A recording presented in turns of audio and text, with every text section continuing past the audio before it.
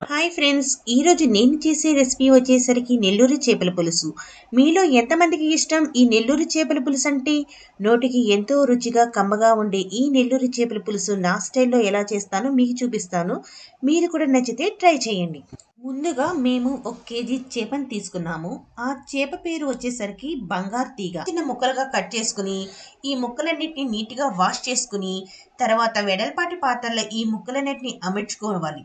తర్వాత ఈ నెల్లూరు చేపల పులుసు తయారు చేయడానికి కావాల్సిన ఇంగ్రీడియంట్స్: 1 టీ స్పూన్ పసుపు, 3 టీ స్పూన్లు కారం, 1 టీ స్పూన్ జీలకర్ర, 1 టీ స్పూన్ ఆవాలు, వెల్లుల్లి పేస్ట్ రుచికి తగినంత, 2 టీ స్పూన్ల గరం మసాలా,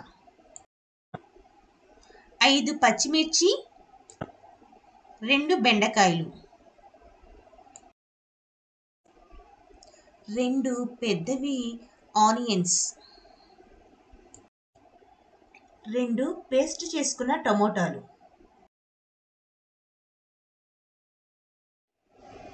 2 రెమ్మల కరివేపాకు. మసాలాలు మొత్తం చేప ముక్కలకు పట్టేటట్లు బాగా కలుపుకుంటూ ఆ మసాలా ఎంత కలిపితే అంత బాగా చేప ముక్కలకు పట్టి చాలా టేస్టీగా ఉంటుంది. 5 టీ స్పూన్ల ఆయిల్ని తీసుకుని ఈ ముక్కలన్నిటికీ పట్టేటట్లు బాగా కలుపుకోవాలి.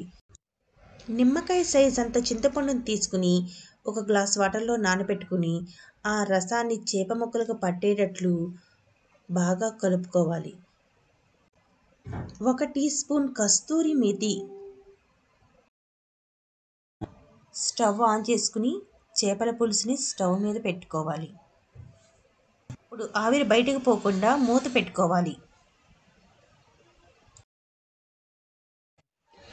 మరుగుతున్న చేపల పులుసులో ఆవకాయ పచ్చడి నూనె 1 పెద్ద టీ స్పూన్ వేసుకోవాలి.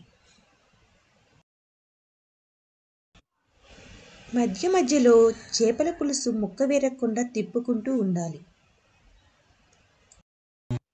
అలా తిప్పుకోవడం వల్ల అడుగు అనేది అంటుకోకుండా ముక్క అనేది విరగకుండా చాలా టేస్టీగా ఉంటుంది.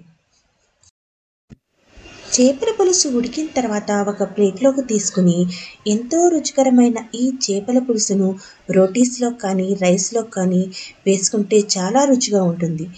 ఈ చేపల పులుసుని మీరు కూడా ట్రై చేసి ఎలా ఉందో కామెంట్ సెక్షన్లో కామెంట్ చేయండి. అలాగే మా ఛానల్ని సబ్స్క్రైబ్ చేసుకోండి.